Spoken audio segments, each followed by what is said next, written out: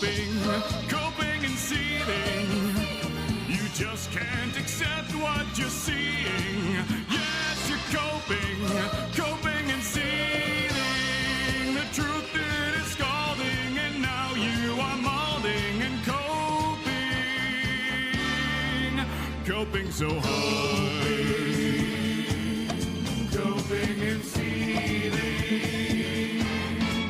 I really wanted to come on here and make this video about how absolutely overrated Spy Family is, but now that I've actually watched it, I guess I can understand why people like it. I still don't think it's that good. I kind of feel like it falls into the same category as Full Metal Alchemist Brotherhood for me, the good but not quite living up to the hype category, but that by no means means that it's a trash anime. Spy Family is a wholesome, family-oriented, slice-of-life-ish series about a secret agent who goes by Twilight and his fake family that he's using for cover. Twilight, or Lloyd Forger as you'll more often hear him referred to, creates a fake family to hide from the secret police of the nation he's infiltrating. He adopts a young girl named Anya to play the part of his daughter, so he has an excuse to infiltrate the education system, and he even gets a woman to agree to play the role of his wife. However, unbeknownst to this professional spy, his daughter is a telepath, and his wife is a professional contract killer. Honestly, I don't know where to place this one on my list. It's well animated, and the soundtrack is great, but the story just felt like a bizarre mix of moods. On one end, Lloyd is a Cold War era spy. Both his homeland and the country he's infiltrated are teetering on another large-scale war, and he desperately wants to avoid that after growing up in the aftermath of the last one. So Lloyd's goal is to neutralize anime-flavored Captain of the Spicy German Boys so that the two countries don't have to go to war. And to do that, he has to use a child to attend a prestigious school so he can get invited to a party that said Spicy Boy is prone to attending. And from there, he'll be able to supposedly, quote-unquote, neutralize this guy. Now, whether he's supposed to kill this guy or what, it's not really clear. Because trying to kill him or eliminate him will likely just detonate tensions because this guy has a large following in the political sphere of the country. Look,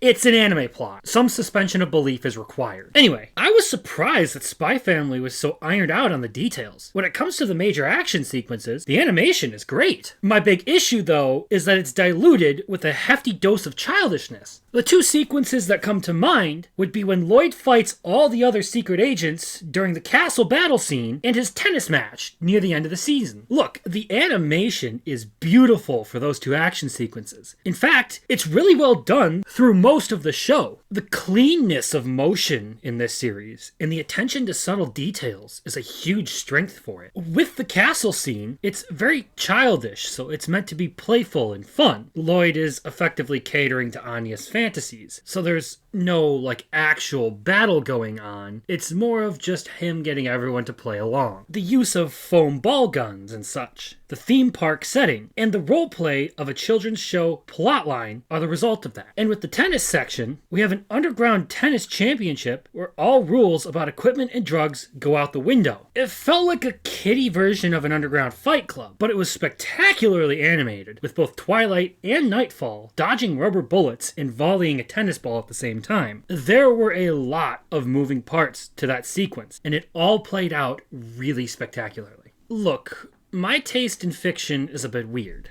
I like wholesome feel-good stories like Ya Boy Kong Ming, but I also really like dark and gruesome hurt stories like Berserk, Re:Zero, and even war movies like All Quiet on the Western Front. Revenge stories, redemption stories, feel-good stories, that's the kind of stuff I really like. So both aspects that Spy Family touches on are in my wheelhouse. But generally, the darker and grittier, the more I like it. The more likely it is to rip my heart out and beat it with a hammer, the more I'm likely to enjoy it. I'm kind of weird. I have a morbid fascination with the horrors of humanity and the sick things we do to each other. Perhaps that's related to my sadistic tendencies. Yeah, okay, I'm gonna have to put a mental note in to go see a shrink or something. In all seriousness, in spite of my fascination with dark fiction, I still like those wholesome series too. I mean, I gotta balance it out somehow so I don't snap, right? But let's get back to Spy Family. it didn't particularly tickle my fancy, even if I have to admit it's objectively well made in many ways. My issues arise from the fact that I just didn't like the blend. Like some middle-aged Karen who has to drink a specific brand of wine or else she absolutely loses it, I could be really snobby about the animation or movies or books I read, which is hilarious in and of itself because I consume a lot of that stuff. Look, if I'd been given a gritty, tense spy action series centered on Twilight's struggle to maintain peace between two nations, I would have eaten that shit up. If you had given me a wholesome family comedy show about the Forger family with none of the strange drama of the spy world behind it, I would have enjoyed that too.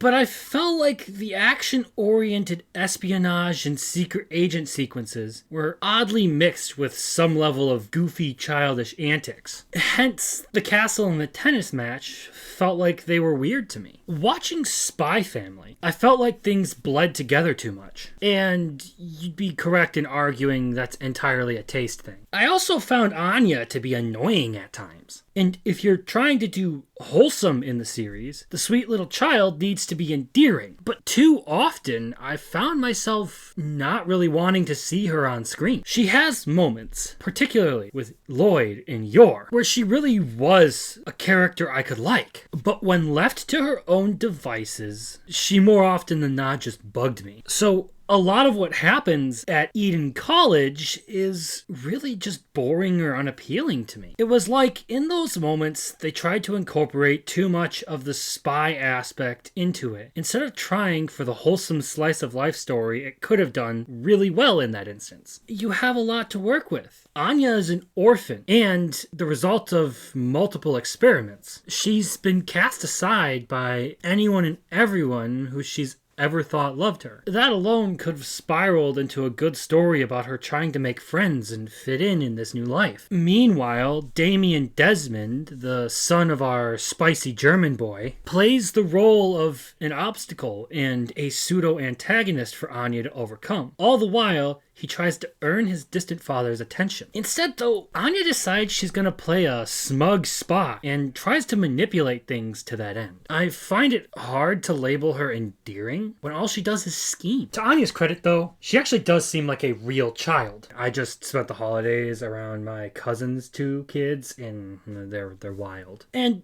Lloyd's double life as both a spy and a father provides a good contrast of the grim state of things in the world and the gentle family life of the Forgers. I really did like both Yor and Lloyd. Them being good and loving parents in this show is a really refreshing break from the constant family drama in fiction. I really wouldn't mind seeing more of that, since it's so underrepresented in a lot of popular modern fiction to see healthy, normal families like that. Which is why I probably would have really enjoyed this show if the moods didn't seem so dissonant the whole time. Sometimes trying to blend too many good things together doesn't work out. It's like, okay, I have an analogy here. There's a big annual event in my area, and that's the local county fair near where I live. And you can find all kinds of treats there, like deep fried, chocolate covered bacon. I like all of those things. I like chocolate, I like bacon, and I like things deep fried, especially cheese. But I wouldn't dare try to blend them all together. Besides it being the most American thing I can think of outside of concealed carrying in M249, all it brings to mind is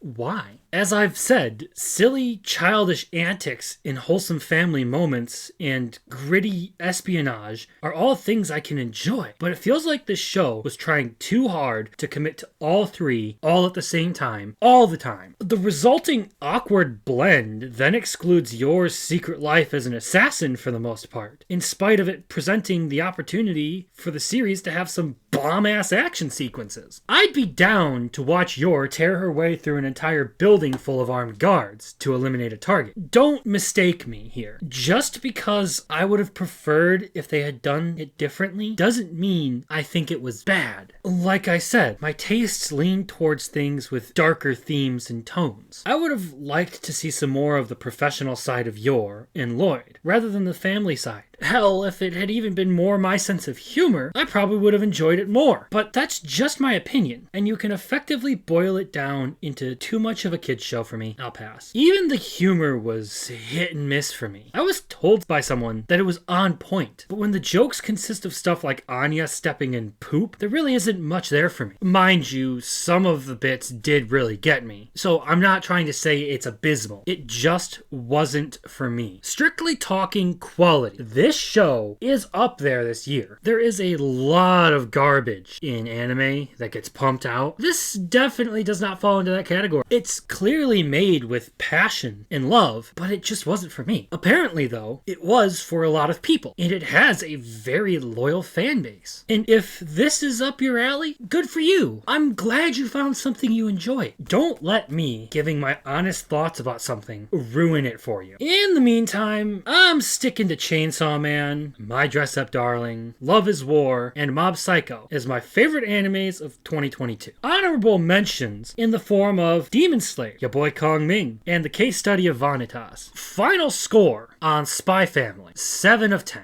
Well animated, great music, really good intros, just not for me in storytelling. Well, if you enjoyed this video and you thought listening to me talk about what I liked and didn't like about Spy Family was entertaining, please leave a like, comment, or share the video. Or if you now absolutely hate my guts because I said something negative about Spy Family, oh, and Full Metal Alchemist Brotherhood in the same video, I might have pissed off some really passionate fan bases here. This might be a mistake. Anyway, I would prefer you don't tell me to keep myself safe, but you're welcome to voice your differing opinion in the comments section. Thanks for giving me your time, and I hope you have a great rest of your day.